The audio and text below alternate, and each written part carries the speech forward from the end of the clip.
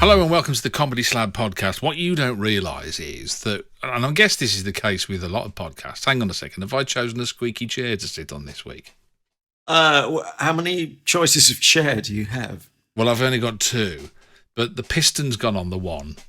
And this one. Trust you to have pistons that have gone on your chair. I think your big end's gone as well. I went to the doctor, I said, I think the piston's gone on my chair. I'm going to have to try and sit still and do apologise. My name's Shane O'Connor. He's Adrian Lacey. This is the Comedy Slab podcast. What I was going to say was, what you don't realise is with a number of podcasts, all of the best bits are before we actually start recording. Yeah, and they're not very funny either. We're no exception, are we? We do all the gags, and then we record it, and it's dour, isn't it, by the time we finish? You think, we're burnt out. I think we should hit record the moment we speak to each other. Oh, I'm frazzled. I know. This is the trouble. It puts you in a mind, doesn't it? Such a to-do. Anyway, what can I tell you about the Comedy Slab podcast? It is a podcast with two fellas, me and him. We sit and we chat about comedy because we like comedy. Generally, we enjoy, I think, what we end up looking through and looking at. But each week we choose a comedy program to watch or listen to. Could be a TV, could be a radio, could be online, because increasingly we're getting bits and pieces coming through now, which make it onto online rather than linear TV. Your favourite term. Yeah, and we'll have a chat about what we thought, what we liked, what we didn't like so much, play a couple of clips, and we'll give it marks out of 5 each, giving it a grand total of marks out of 10. That's about it, isn't it, I think? Yeah, pretty much. I don't think I have anything to add at this juncture. Occasionally we throw in the odd kitchen utensil. Last week it was the turn of the and I have to thank Mrs. Logic from Viz, who tweets us from time to time. To say that she was doing the washing up, listening to the podcast last time round. It should be dry by now, actually, if you want to go and put that away. And she was saying I was shouting at me podcast player. It's a cheese planer, which I thought is a much nicer term than we came up with, a cheese... Slicer, didn't we, I think? Yeah. Yeah. Please refer to episode 112 of the Comedy Slab.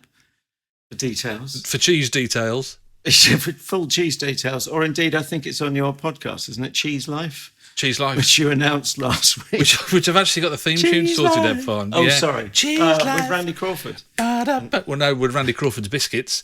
Cheese Life. Very good. And the Crusaders. Do you mind not dancing in my Skype field of vision? Before we delve into this week's choice... we'd like to have a look and see what's happening around and about on the old comedy front and comedy news. And you've got something this week, haven't you, I think? I see that a show what I worked on back in the 80s with a certain Les Dawson on it, namely Blankety Blank, is allegedly due a revival. Did you work? Hang on. Whoa. Back it up. Whoa. I've told you before. With Les? Yeah. No, I thought you... Oh, no, it was Wogan you worked on with Wogan, wasn't it? Because Wogan did it, didn't he? We had the fairy wand. Before my time, love. Before my time. But by the time I was at TV Centre, it were Les. Right. Which was a bit of a hoot.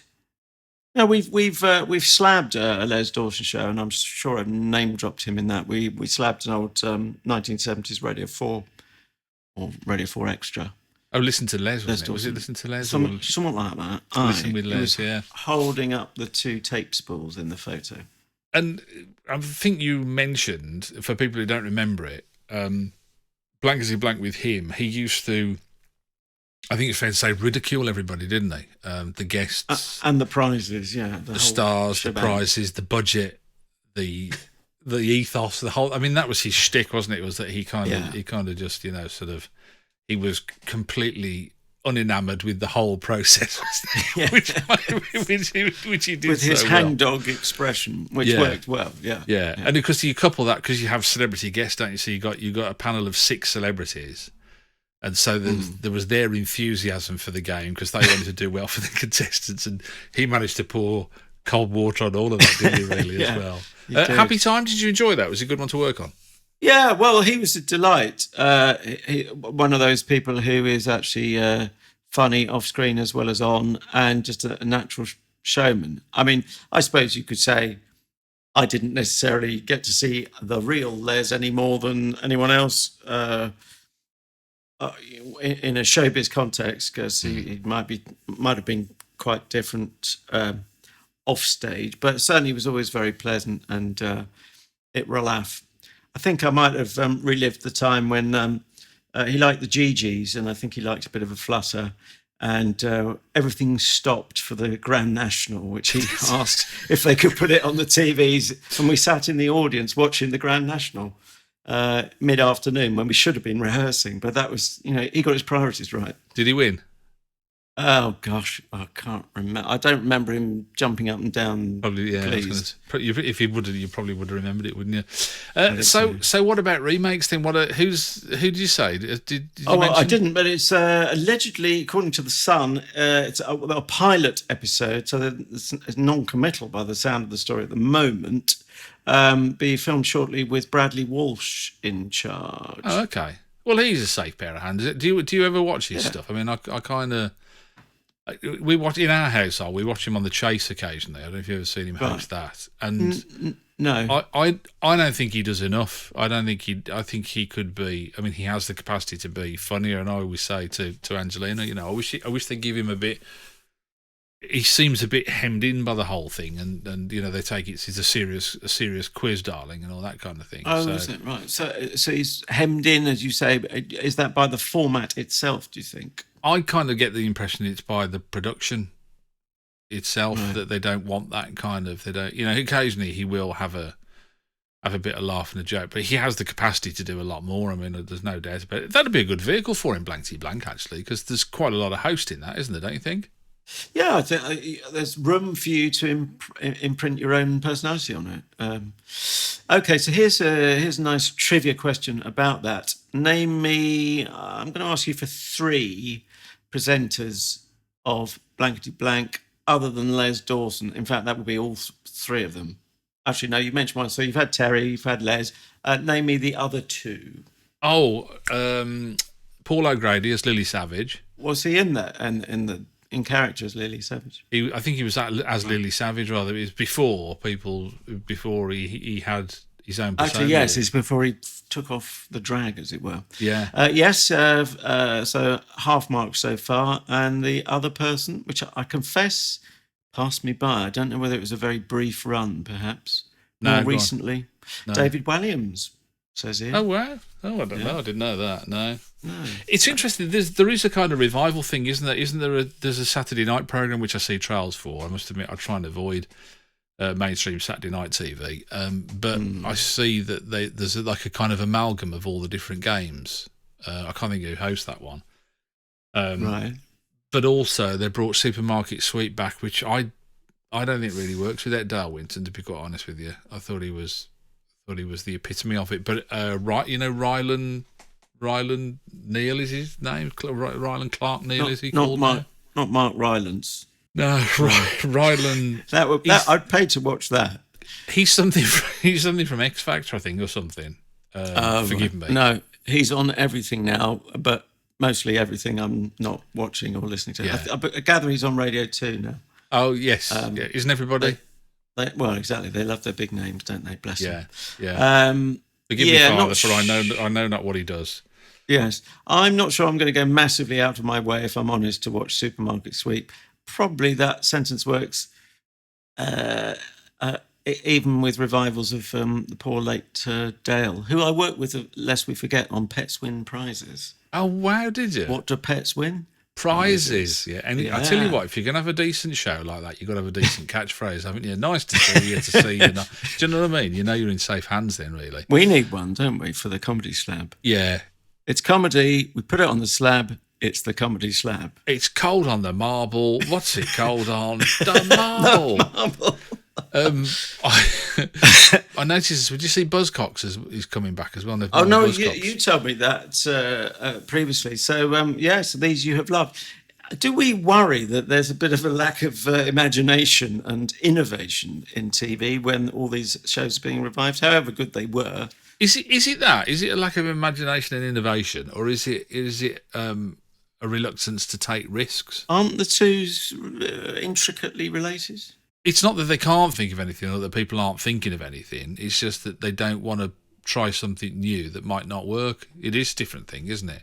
I think it's a different culture in that it's more than ever ratings sensitive. So if you've got a choice between a brand new thing with possibly a new artiste that you might want to break, so that's an unknown quantity, or you could revive a well-known, well-loved brand with possibly an equally well-loved brand of a person fronting it, then yeah, if it's all about ratings, if that's all you care about or that's your motivating factor, you're not going to experiment, are you? You see, I think there's a quiz show, there's a game in what the rules are for COVID-19. That's what they should call it, COVID-19. What's this week's regulations? Yeah. If you're in the northeast and it's at 11 o'clock at night, what can't you do? Yeah. Well, somebody said that they were having there was a group of their friends all together in the house, and there was a knock at the door, and it was two police officers, and they said, "Excuse me, sir, have you got any people in there?" And he went, "Yeah, I've got my 5 mates here." And he went, "Well, can we come in?" And he went, "No, because there'd be 8 of us then." Bum, bum.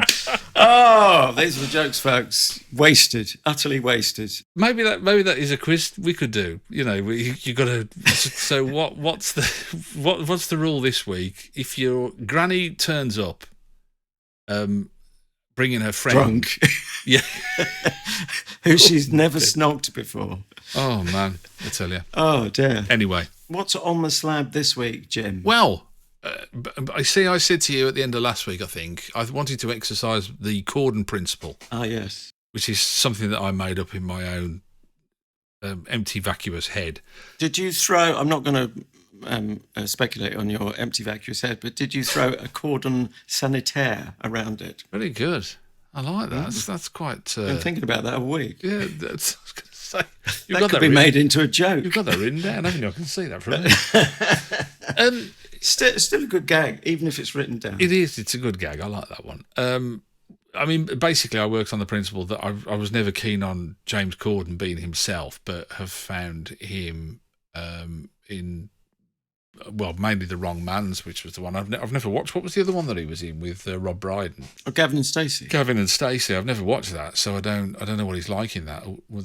But anyway, sorry. Yes. So I thought Mel and Sue, Mel Gedroych and Sue Perkins, who I think I've probably done it on the slab because I do it to anyone who listens, bemoan the fact that they seem to keep getting TV offers, do shows, and then it falls horribly flat, and then they get another one. And so how do they keep getting that? And then I saw that they'd been offered a comedy, and they were doing a comedy. And I thought, actually, I'd be quite interested to see how that works. I have to say, they are very successful they do Bake Off now, don't they? Don't they host Bake Off? Or did they host it? They're still doing it, but they did do it at the height of its fame. They did it for the BBC, didn't they? That's right, yeah. And then refused to go across to Channel 4.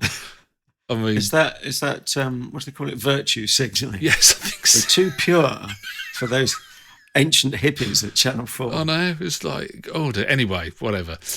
So when I saw this comedy come along called Hitmen, I thought, this is one that we've got to try and whack on the slab when we get a second. So that's where we are with it. It's Hitmen, Mel Gedroych and Sue Perkins, not written by them, written by a duo though, Joe Parham and Joe Markham, and it's produced by Tiger Aspect for Sky. So if you want to see this one, unfortunately, I think you're probably going to get after in the short term until it comes out on DVD or whatever. Have a look on Sky. But however, that was our contribution for this week. Any thoughts before we delve in? I can say this much, which I first came across Mel and Sue, as hopefully a fair few people did. I bet it's 20 years ago now since they were doing Radio 4, maybe even late night Wednesday comedies, I think, rather than the 6:30 p.m. slot. Not 100% on that, but I enjoyed them. Thereafter I didn't really keep up with them. I'm not a bake-off type of guy. I prefer to eat cakes rather than just watch other people eat them and bake them. Call me old-fashioned. So that didn't float my Victoria Sponge. Right. I mean, they had a chat show in the afternoons. I think they had 2 stabs at a chat show. What, was that Channel 4 or at least one of them? ITV and Channel 4, I think. Right. Actually, this ties in with revived shows. I was reading. I missed it myself, but they had a stab at Generation Game as well. That was it. Generation Game, and then a chat show, and you kind of think, and they all bombed, and you kind of think, is there a common denominator? I don't know. I mean, I don't know. First clip then, Fran and Jamie, the 2 main characters, they are obviously, as we said, played by Mel and Sue. And it's kind of one of those that the story unfolds as it goes along. What do we know so far? Well, we know that they're in a van. We probably know that they're up to some kind of unethical activity. That's probably fair to say. We know they've got a man in the back of the van who's got a bag on his head. We know that it's Fran. Is it Fran's birthday? And it is. They head off to McDonald's to help celebrate her birthday. Next customer, please. Hello. How you doing, mate? Can I have a birthday McFlurry for my best friend, please? Birthday isn't a flavour. Okay, 2 Smarties, please. What do you want? Don't ask him. Why not? We don't have to feed him. We just need to take care of him until Mr. K calls. After 8, please. Do you do after 8? That promotion ended months ago. Okay, they don't have after 8. What? Yeah, it's a promotion thing. It's ended. Ask again. No, don't ask again. Are you sure about the after 8s? Listen to me, mate. You're not hearing me. I can't make you an after 8 McFlurry if I literally don't have the after 8 stuff. Could you try improvising? I haven't done it! Well, all right. Keep your hair on. I think we've had a definitive answer on the chocolate and the mint. I love you dearly. It's quite close proximity. Sorry. I'm going to go for, with me, it's not a hitman. Hitman. Oh. It's insane. In the sane. It's That's Alan Partridge. It's insane. In the sane. In the sane. Oh, no, not a hit. Yeah, sorry, man. But I don't start as, notwithstanding what I said, I've just got it's quite a far off memory of at least enjoying the Radio 4 show, but never actively seeking them out off the back of that. I wish them all the best. They seem to have their place in the firmament, notwithstanding what you're saying. I mean, they're still being tried for these shows, aren't they? So Yeah. It's clearly, and there's Bake Off's hugely popular and all of that. And I'm glad, really, they're going back to their comedy roots, because there's a bit of me that dies when I hear that someone in the world of comedy goes for something a bit more mainstream, which is just more presentery. And I speak as a sometime presenter, so it's not a put down of it. It's just there's a bit of a sadness about, it's a loss to comedy. So they're back in the comedy field, but hey, not doing it for me. I do wonder whether there is a saleability amongst commissioning editors that because Sue Perkins is gay, and I do think there are some ill-informed people who think that they're a couple, and maybe in the world of commissioning editors they think, oh, that's great, that fulfills our requirements, so that's nice. There's a gay couple there that we can employ, and I do wonder whether that's why there's a lot of. They get a lot of offers, as it were. Right. Well, there is a reference, parking that specific thought, there is a reference by the Fran character played by Mel, when it's a rival hit woman emerges from a van. There's a sort of, oh, you fancy her, don't you? Yeah. Sort of inference. Other than that, it's neither here nor there. I wonder whether that was a conscious thing by the writers, or once they cast the pair of them, and I have to say, I mean, I'm not with you at all on this one. I really quite liked it, just to show you. Well, when are you ever with me on anything, darling? That's true. That is true. Just to show you that the Corden principle works and should be followed. It should be followed. It should be followed rigorously.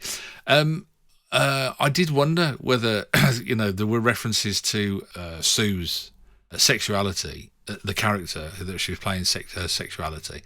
And I wonder if they've done that or whether she asked whether that would be. Or, do you know what I mean? I was sort of sitting there, my mind's wondering, thinking, I wonder how that came about, whether that was something that they said, oh, yeah, we're cast. Oh, okay, well, we'll make a gay. So before I forget, I should apologise. I've got my Mel's and Sue's round the wrong way. So Sue is playing Fran. That's right. Sue's the dark-haired one, isn't she? Yeah. That's worse than Anton Deckman, I tell you. Did you notice who the voice of the McDonald's worker was? Oh, yes, immediately. Well, I couldn't think of his name initially, but it helps to have it written in front of me. Liam Williams, who I immediately connected with liking him on Please Like. Please Like. BBC Three show, which we slapped, didn't we? So yes. I mean, he's since done another TV series called Adulthood, is it, or something? Which he kind of goes back to himself as a young lad.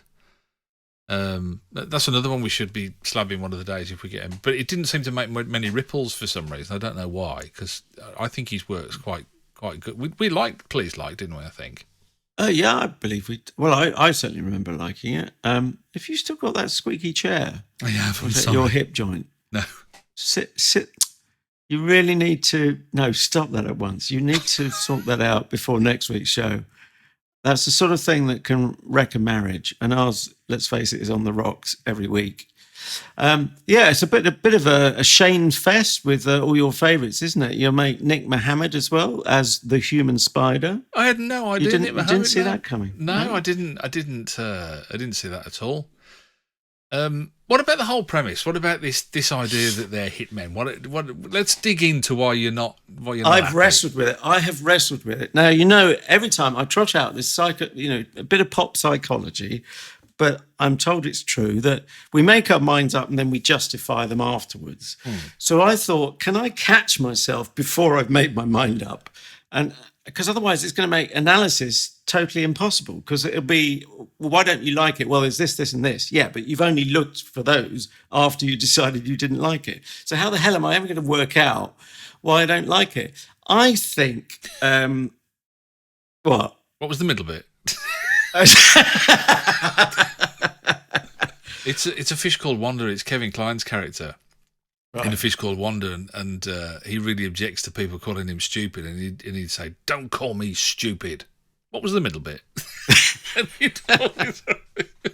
Because he couldn't follow a more complex sentence than normal. Sorry, you were saying? I think there is a general shallowness problem. I'm very sorry to report. I think it's missing a layer somewhere that would. It's a perfectly competent piece of work with everyone doing their best, but I think that it can only be elevated to something better, and that's something worthy of sort of etching itself on the national consciousness. I don't specifically know what it would be, but another layer. It needs another. We never find out anything. Well, not in this show. That's if they put too many of their jewels in other editions. But there's nothing. There's no back plot. There's no backstory, rather, and no suggestion of a previous life. Why have they ended up as hit women? I know it's uncool to point out. Is that the joke that the hitmen are female? That's not funny enough as a joke. Well, I don't think it is a joke. I think to me that point, and I'm glad you brought that up, because that was one of the things that I noticed. And to me, knowing the characters, and they do a lot of this sitting in a van and talking with each other, and you kind of get the relationship that they've got, and the Sue character, for want of a better description.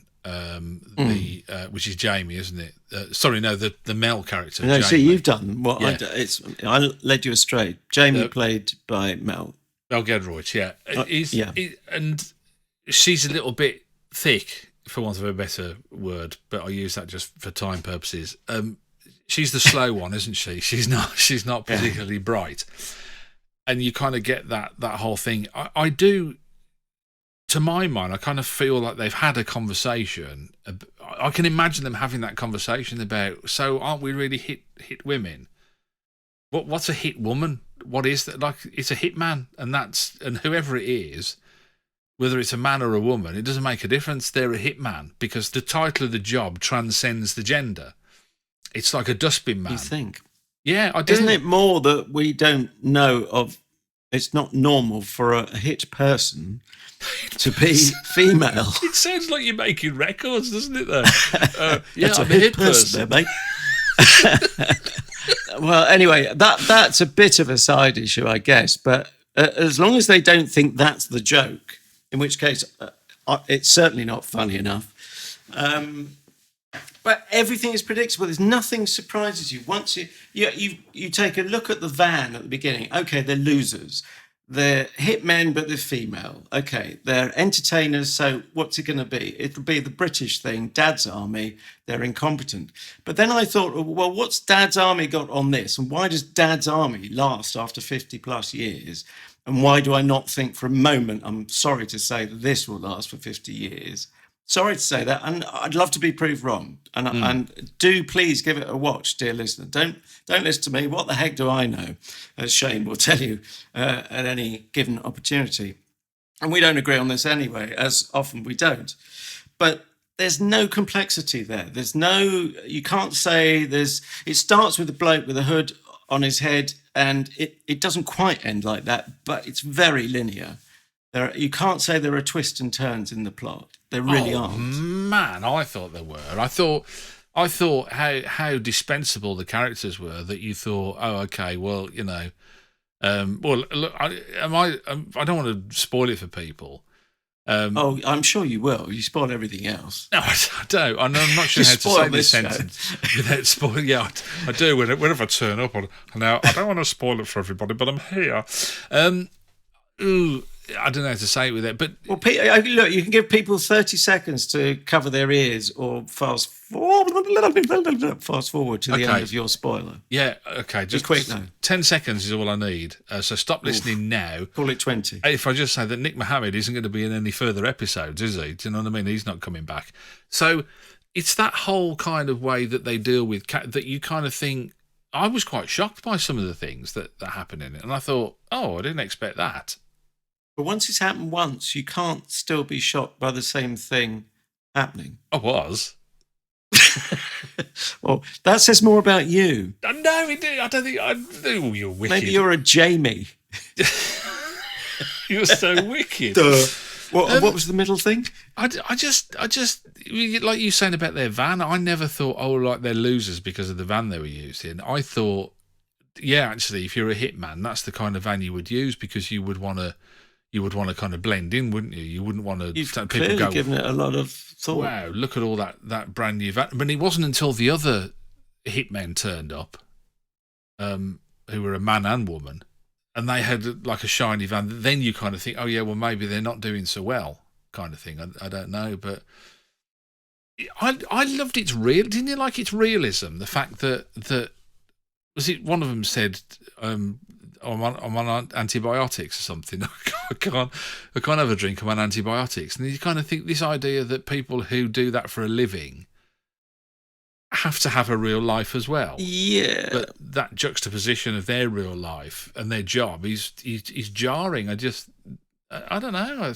Nothing seems to have progressed since Abbott and Costello or whatever. You know, you got the stooge and you know, set up, build, gag, all formulaic, I felt. I'm sorry to say. And yeah, your man with the reason he mentions, this is not a great spoiler, but mentions being on antibiotics. Well, he's another thicko, isn't he? With a supposedly higher status, the American woman, unless she's Canadian. Yeah, this is Asim Chowdhury, isn't it? Who people will know from People Just Do Nothing. That's his. Which I enjoyed. I think there's a writing issue because People Do Nothing. I enjoyed more.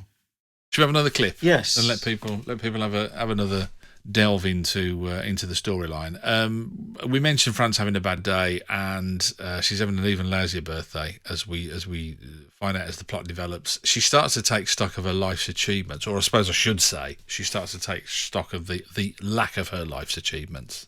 What have I got? I've got a sham marriage, a knackered van, and RSI in my trigger. Look at that. I know what you mean, Fran. I think if I had my life again, I'd make different decisions. Stop using my skills to help terrible people get away with murder. I mean, sometimes literally. I've wasted so much time mixing with the wrong people for the wrong reasons. I hear you. We were friends with this boy at school, bad boy, the type. Used to make us smoke with him and play pranks on all the teachers. Anyway, one day he was trapped in the kiln and was baked to death. They had to close down the art department. Really ruined it for the rest of us. Yeah, that wasn't really what I meant. I guess I'm just saying that nobody's life works out as they planned. Everyone ends up doing stuff they're not proud of. And in the end, the most important thing is that the people who know you and accept you for who you are. God, you know what? For a guy that spent most of the day with a bag on his head, you are absolutely right. And the gentleman who spent most of that episode with bag on his head is played by Jason Watkins. Just the character name is just the lawyer. He doesn't get any other name. Last time we saw him was in that Sunset program with John Cleese, wasn't it? Oh, right, yeah, I was thinking of that. And also he was in W1A, wasn't he? He's a sort of executive type. Yeah, I quite like him, actually. And I must admit, you kind of think when he was in it, I thought, I wonder whether we'll see that character will develop. We're going to leave that hanging there. Yeah, he certainly keeps busy. Good on him. I get the feeling he's a very dependable guy and very versatile as an actor. Yeah, I mean, yeah, the main point is, as I set it out, really, I think there's just lacking that extra layer of depth and complexity. I mean, I found myself thinking, could you get trapped in a kiln and be baked to death? And if I'm thinking that, even if the answer is yes, it's probably not a good sign. And also, again, am I thinking that because I want to come up with the answer no, so I have more ammunition? Because coming back to the psychology of it, I've already decided I don't like it, so I'm looking for that evidence. Can you get trapped in a kiln? Did you not wonder whether one of them two had done it? Well, she's not sophisticated enough as a character to have done it. Right. So do you think Fran might have done it? Are you saying I'm not sophisticated enough to work that out? That's probably true. No, I'm just saying that it didn't occur to you. But I mean, having said that, I was going through the same issues as well. I found myself Googling at one point. I had to stop the playback. Can you bake to death in a kiln? No, whether blood fluoresces on its own without luminol. We've got the same internet history. Well, not everything, but that particular question. Yeah, because that was a plot point, wasn't it? It didn't work. A callback, as it were, to a previous episode, or that was a bit of backstory, I confess. And it turns out, yes, ultraviolet just doesn't pick up the whites of your teeth. It's because it's about that thing about accurate writing again, isn't it? And it obviously worked for you because you're there thinking, well, how big was this kiln? What kind of? I'm sure we had walk-in kilns at our school. Right. Well, if you can walk in, you can be baked in, I suppose. Yes. Or baked off. Hey! I imagine you'd bang on the door pretty loudly until you passed out.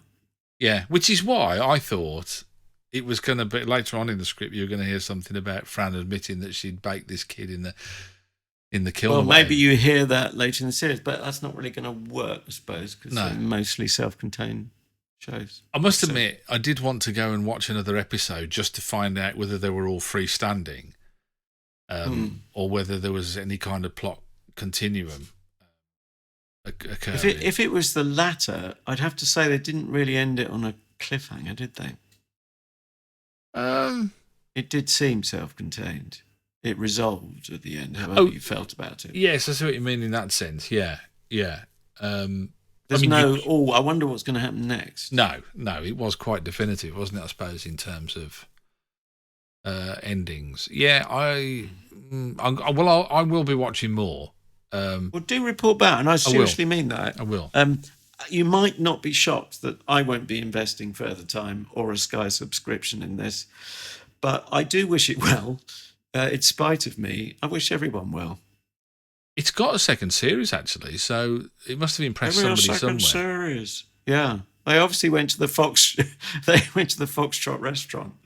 But yeah, it's a shame. I really did think, and particularly as well, here's the thing, Jeremy Dyson of the League of Gentlemen fame was the script editor on this. Oh, and Mel and Sue get a credit as, what do they get? Script consultants. Yeah. Isn't that just making up lines on the day? Is that when you're filming it and they make it in? So little tweaks. It could be. I have seen that, as I've name dropped before, I'm sure, about Steve Coogan and Alan Partridge. Even on the day,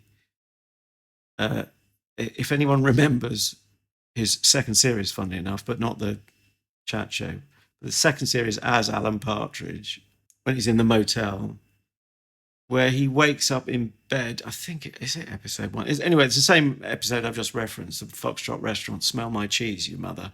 Yeah. He's asleep in bed in the motel, and I think he came up with the line on the day, "Oh, I'll fight you." I'll fight you when he wakes up. Yeah. But I'm sure I've said this before on the Slab. Forgive me if it's repetition, dear listener. But he did run it past the writer, so there was none of this sort of "I'm the star, I'm going to decide I put this line in." It was respect for the writer, Peter Bainham, I think, in that instance. And I remember Pete was on set with him during rehearsal in the day, and Pete nodded, said, "Yeah, it's a good line," and so they kept it in. Right. It's interesting. I think you see it on YouTube, where they for the rehearsals for the day to day. They used to just improvise a lot of stuff and they just video it. So you'd see Chris Morris and Steve Coogan just kind of riffing and doing stuff. And Amanda Iannucci was there as well. And then they would then distill all that down kind of stuff. So you can see them doing things from the day to day. And I thought that was quite an interesting way of writing. So they didn't actually physically write it in that sense. They performed it. It's often done, isn't it? Did you say that that's on YouTube? I think that's on YouTube. Yeah, I've certainly seen it somewhere. It must have been YouTube. I can't think of anywhere else I'd have seen it. But yeah, I'll try. It's great to snoop on the creative process. I'll try and dig that out, and we can tweet it out in the week. Anyway, time for the scores on the doors, Gloria, isn't it? I think. Gloria, yes, Ms. Estefan to you. I am going to give it 2.5 out of 5. Ooh, I noticed if you gave it 2.5, if you gave anything 2.5 out of 5, you always try and sell that as that's a respectable score. That's halfway. I noticed on IMDb there is a score of 4.9. I thought, well, that's not bad out of 5, but it's actually out of 10. So I'm pretty much with that. 49% to my 50%. Okay, I am going to give it a 3.5. Yes. 3.5. Well, that's my score normally. And I would have given it a 4 if I'd seen any of the other episodes. This is always the thing, isn't it? Is that we can only score it based on what we've seen, kind of thing. So that's really what I'm saying with that. If I'd have seen any more of it, I may well have bumped it up to a 4. So 3.5 from me. Which gives you a grand total of 6 out of 10, which is, as you say, is a respectable score, isn't it? Really, it's not too bad at all. So next week, yes, is that me? Do you think I can find the piece of paper where I've written it? I'm going to busk this bit because I do know what I want to put on the slab. You're very old school, aren't you? Writing things down on paper. I remember that. Analog. Yeah, I quite like it. It's retro. But obviously it's failed, as analog things can do. I'm sure I wrote that. Oh, here it is. A different piece of paper altogether. There's me looking for A4 format, and it was on A5. Don't I look silly? Spiral bound. But enough about my intestinal problems. We have talked about it recently, and as we often do, and we've done it tonight, we say, oh, we must put that on the slab sometime. A mate of mine, we have a sort of walking group, a socially distanced walking group that's leave it. You're writing your own games. Isn't that a conga? No, that means you touch. Oh yeah, congas are too close. Yeah, So Well, what's they a are around my social way. distance walking group would be? Well, it just basically means you don't get too close. a queue. Go on, yeah. Queue. No, a moving queue. Anyway, that bit's not so relevant. But a mate then was talking about this show, which you and I have talked about before, and he said how it's about ultimately the love between two guys, which I know some people turn their noses up at or can't imagine. If I say it's a show about fishing, or is it about love between two guys? Who am I talking about? What's the show? Oh, it's Harry and Paul and the fish in it. Harry and Paul? Is it Harry and no, not Harry and Paul. Paul and You're confusing all your comedy partners. Bob and Yeah, Bob if you go with and their Terry. surnames, Bob, Ted, and Alice. I can't remember who the hell it is. It's Mortimer or Mortified in Mortimer your and case. Wise. Mortimer. No. Mortimer. This is not meant to be funny, this bit. Bob This is Mortimer just, and ex-Chelsea captain Dennis Wise as Mortimer and yeah, Wise. hilarious, I'm sure, as a premise. It sounds like monkey tennis, to come back to our old friend. In the city sumo. It is Mortimer and Whitehouse gone fishing before one of us dies of old age. And the series in question, well, this is actually, as we speak, it's the show that's literally gone out most recently in the last few days. Series 3, Episode 4, transmission date 13th of September 2020. Mortimer and Whitehouse gone fishing, Series 3, Episode 4. If you're listening to us pretty soon after we put the podcast up, it's pretty much the show that's just gone out, as I say, on iPlayer for around a year, it says as I speak. So you can be listening to us anytime into the late months of 2021, and hopefully it'll still be there. Yes, don't forget you can find the Comedy Slab on Spreaker, Stitcher, iHeartRadio, Spotify, YouTube. In fact, it's quite a lot of places, isn't it, really? It is. Is that your cover? Are you feeling for the fact you've forgotten some of them? Yeah, I Not can to never draw remember. attention to it. I never remember whether I have forgotten some or not. I never make a list of these things. I think No, I should. but- Yeah, so apologies We should for not steer making this. people to pretty much to the. Why have you put your hand over the camera? I've got, at least I think that's what it is. There's a huge pink thing on the camera I'm looking at Shane on. We're socially distanced to the tune of 170 miles, which I think is probably enough. Sorry.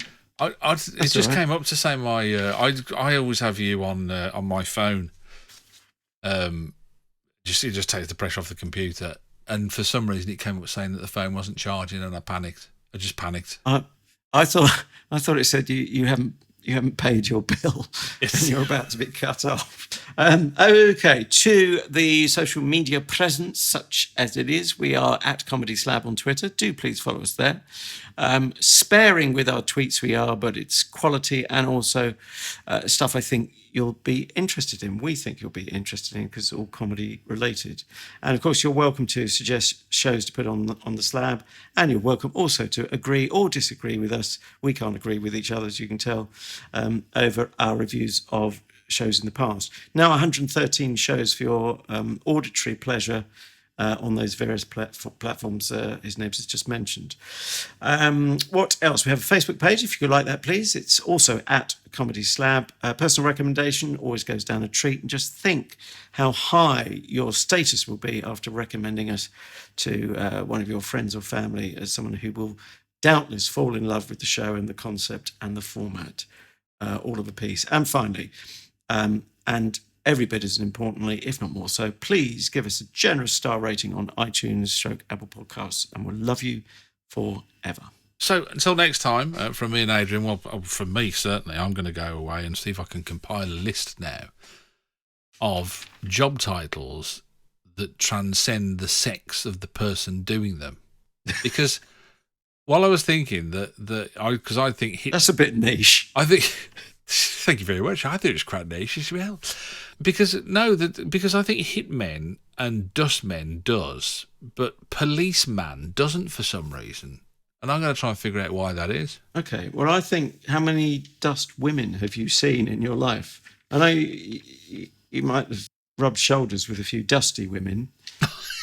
It's not the same thing, though, is it?